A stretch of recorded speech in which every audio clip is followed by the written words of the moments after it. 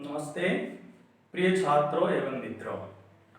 आज के इस भाषा संस्कृत के क्लास में मैं संधि विषय को लेकर उपस्थित हूँ।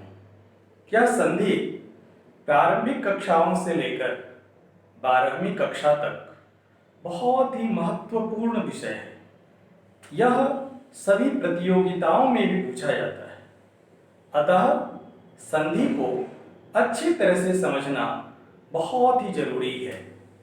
अतः आज मैं इसको विशद रूप से पूरे विवरण के साथ इसको स्पष्ट करने जा रहा हूं, ताकि सभी छात्र संधि से अवगत हो जाएं और उनको कोई संदेह ना हो। जिन लोगों ने, जिन मित्रों ने, जिन छात्रों ने अभी तक मेरे भाषा संस्कृत YouTube संस्कृत चैनल को सब्सक्राइब नहीं किया है, वे आशा है सब्सक्राइब कर लेंगे, अपने मित्रों को शेयर करेंगे और लाइक भी करेंगे। तो आरंभ करता हूं आज का विषय संधि। संधि शब्द का मुख्य अर्थ है मेल। आज के इस कक्षा में हम मुख्य बिंदुओं पर चर्चा करने जा रहे हैं। जो मुख्य बिंदु मैंने यहां पर लिखा है, पहली बिंदु है संधि शब्द का अर्थ। संधि शब्द का अर्थ क्या होता है? तो संधि शब्द का अर्थ है मेल या मिलना।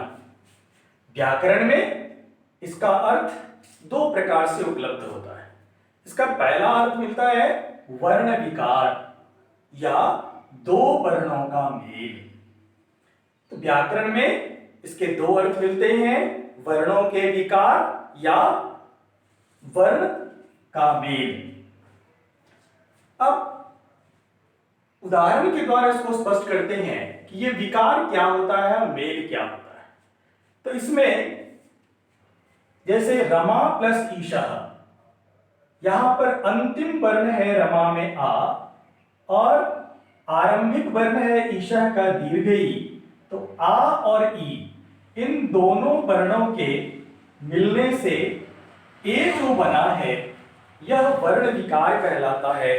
दो वर्णों के मेल से इसमें परिवर्तन हुआ है, इसी को हम विकार भी कहते हैं और इसी को हम मेल भी कहते हैं। तो व्याकरण में इसका अर्थ है विकार या मेल। तो संधि का शाब्दिक अर्थ हो गया विकार या मेल। दूसरा है संधि की परिभाषा। संधि की परिभाषा दो वर्णों के मेल से जो विकार उत्पन्न होता है उस विकार को संधि कहते हैं। ये विकार शब्द को समझना बहुत ही आवश्यक है। ये दो वर्ण का जो मेल होता है वो कब मेल होता है? तो दो वर्ण जब बहुत ही नजदीक होते हैं, उनके बीच में कोई तीसरा वर्ण नहीं रहता है, कुछ भी नहीं रहता, कोई व्यवधान नहीं होता है, कोई रुकावट नहीं होती है, अत्यंत समीपवर्ती दो वर्णों के मिलने से जो विकार उत्पन्न होता है, जो एक नया वर्ण बन जाता है, उस नए वर्ण को ही विकार कहते हैं और उसी विकार को हम संधि कहते हैं। जैसे संधि का एक और उदाहरण हम यहां पर ले रहे हैं, जैसे वाक प्लस ईशः। संधि हमेशा होता किन वर्णों में है? तो दो खंड हमारे सामने में रहता है, दो टुकड़ा रहता है, बीच में प्लस का चिन्ह रहता है और प्लस चिन्ह के पहले एक खंड रहता है और प्लस के बाद दूसरा खंड रहता है। ये दो खंड होते हैं। इसमें ध्यान देना है कि प्रथम खंड का जो अंतिम वर्ण है, अंतिम ध्वनि है, उसका और दूसरे खंड का जो प्रथम वर्ण है, इन दोनों का मेल होता है, इन दोनों की संधि होती है। जैसे वाक में अंतिम वर्ण क है, इसमें हलंत लगा हुआ है, इसलिए व्यंजनांत क है, व्यंजन है इसके अंत में, ये व्यंजनांत है क।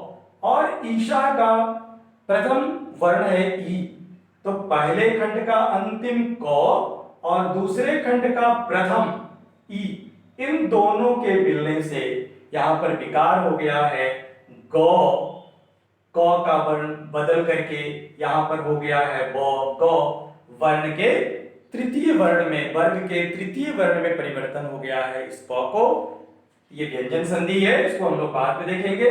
हमको अभी सिर्फ ये यहाँ पर देखना है कि संधि किन वर्णों में होता है। तो प्रथम खंड का अंतिम वर्ण और दूसरे खंड का जो प्रथम वर्ण है, उन दोनों वर्णों के मेल से ही जो विकार उत्पन्न होता है, उस विकार को हम संधि कहते हैं। तो वाक प्लस ईशः, क का ग हो गया, ग मिल गया अगले वर्ण ई से, तो ग में दीर्घ ई हो गया, ये शब्द बन गया वागीशः। इसी प्रकार गिरि प्लस ईशः, गिरि ग में ह्रस्वई, र में भी ह्रस्वई प्लस ईशः। गिरि का अर्थ होता है पर्वत, पहाड़, और ईशा का अर्थ होता है मालिक, स्वामी या प्रधान। तो गिरियों में का जो ईश है, जो पर्वतों का ईश है, उसको गिरीश कहते हैं। तो गिरि प्रथम खंड का अंतिम वर्ण है ह्रस्वई, गिरि का ह्रस्वई, ये ह्रस्वई है। और दूसरे खंड का प्रथम है दीर्घई। यहां पर ह्रस्वई और दीर्घई, ये दोनों वर्णों का मेल हुआ है, दोनों मिलकर के दीर्घई हो गया है। ये र में दीर्घई, यहां पर गिरीशा शब्द बन गया है। एक अन्य उदाहरण, उत प्लस लाशः।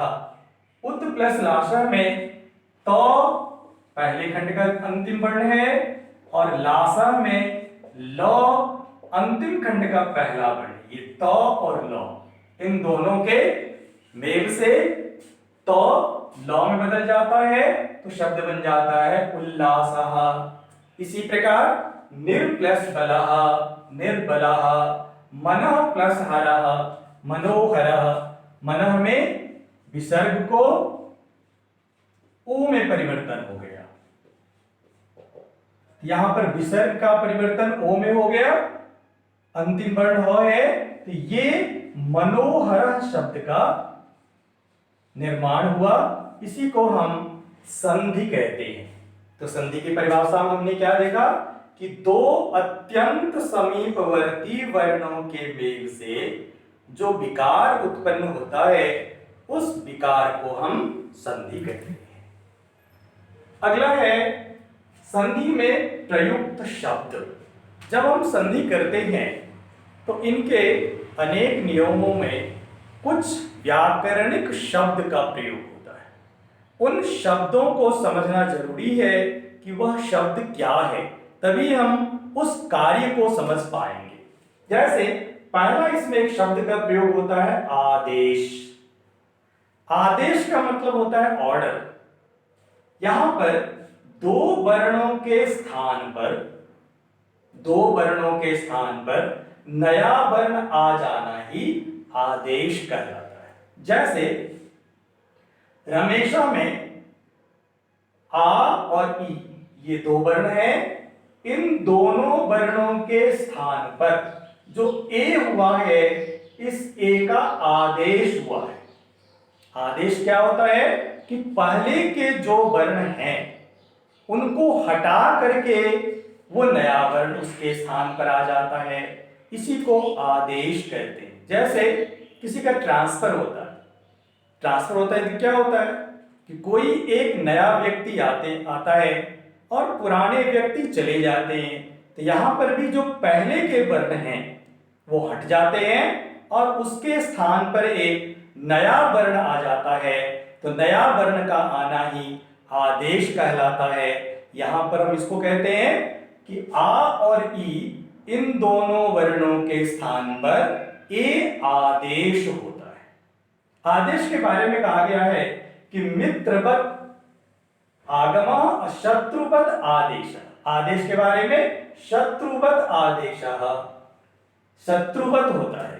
शत्रु क्या करता है कि दूसरे व्यक्ति जो उसके शत्रु पहले से हैं उसको हटा करके स्वयं विराजमान हो जाता है। तो जब तक पहला व्यक्ति हटेगा नहीं, दूसरा व्यक्ति उसमें विराजमान नहीं होगा। वो शत्रु है, उसको देखना नहीं चाहता, उसको हटा देता है।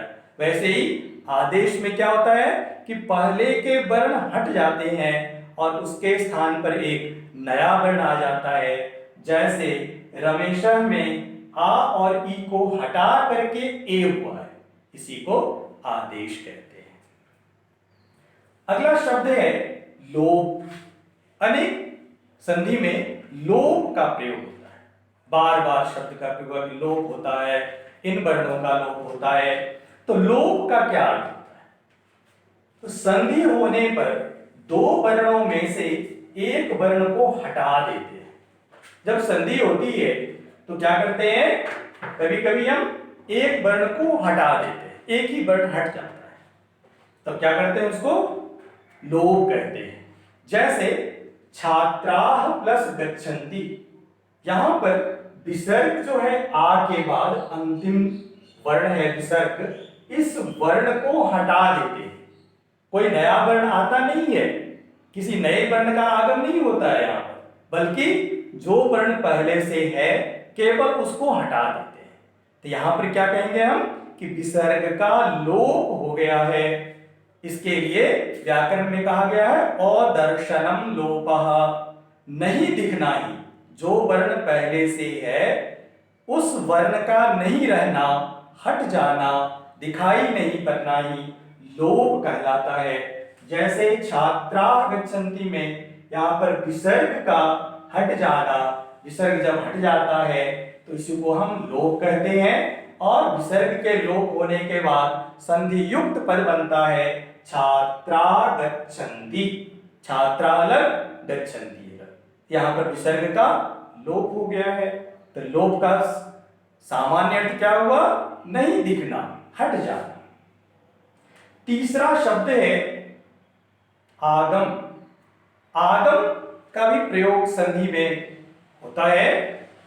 इसका प्रयोग कब होता है, तो जब दो वर्णों के बीच, दो वर्ण है पहले से रहेंगे और दोनों वर्णों में से कोई वर्ण हटेगा नहीं, पहले के जो दो वर्ण हैं वे दोनों वर्ण रहेंगे, लेकिन एक तीसरा वर्ण बीच में आ जाएगा, वो एडजस्ट कर जाएगा, तीसरे वर्ण भी वहां पर रहेंगे, तो इसी को हम कहते हैं आगम। आगम का शाब्दिक अर्थ होता है आना, तो वो वर्ण आ जाता है, नए वर्ण आ जाते हैं, पहले के वर्ण कोई हटते नहीं है, इसी को हम आगम कहते हैं। आगम के बारे में पहले हमने बताया था कि मित्रवत आगमः, जैसे मित्र कोई आता है तो पहले के जो मित्र है उसको हटाता नहीं है, तुम हटो, तुम्हारे जगह में मैं बैठूंगा, नहीं, जो मित्र है वो बैठे हुए रहते ही हैं, उसके साथ साथ अन्य मित्र भी आकर के उसी के साथ एडजस्ट कर जाता है।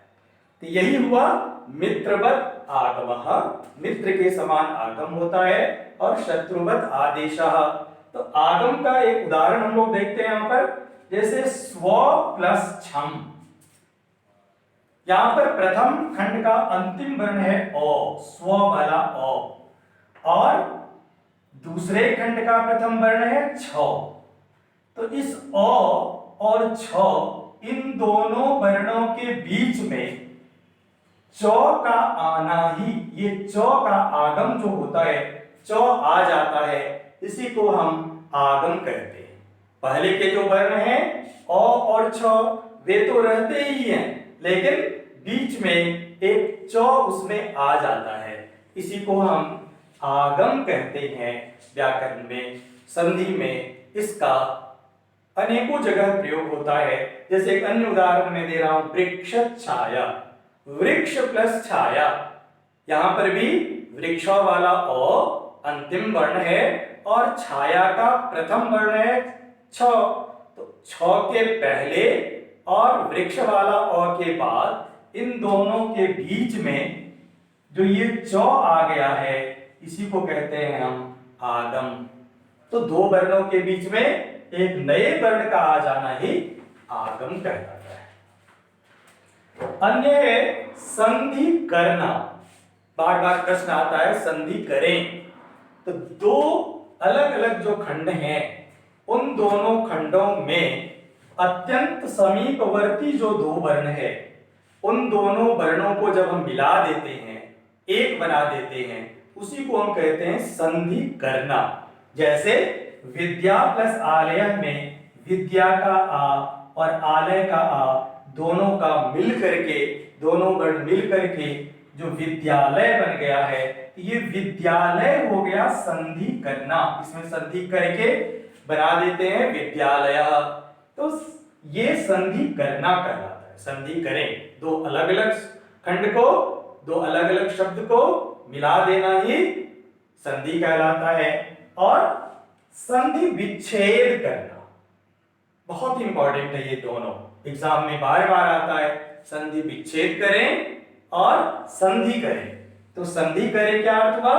संधि युक्त पदों में विकारी वर्ण को, जो विकारी वर्ण है, जो दो मिल करके बना हुआ, जो मेल हुआ है, उस वर्ण को अलग अलग कर देना। जिन दो वर्णों को मिल करके जो हुआ है, उन दोनों वर्णों को अलग अलग कर देना ही, उन ध्वनियों को अलग अलग कर देना ही कहलाता है संधि विच्छेद। जैसे सदैव, ये संधि युक्त पद है, यहां पर विकार हुआ है ऐ, ये विकारी वर्ण है, विकार होकर के हुआ है। अब किसको विकार होकर के हुआ है? तो आ और ए, इसको मिला करके ऐ बना है। तो यहां पर हम विच्छेद में सदा प्लस एव जब लिखते हैं इसको, तो इसी को हम कहते हैं संधि विच्छेद करना। प्लस का चिन्ह लगा करके, जोड़ का चिन्ह लगा करके दो वर्णों को जब हम अलग अलग कर देते हैं और दो शब्द को, दो पद को अलग अलग कर देते हैं, तो यही संधि विच्छेद कहलाता है।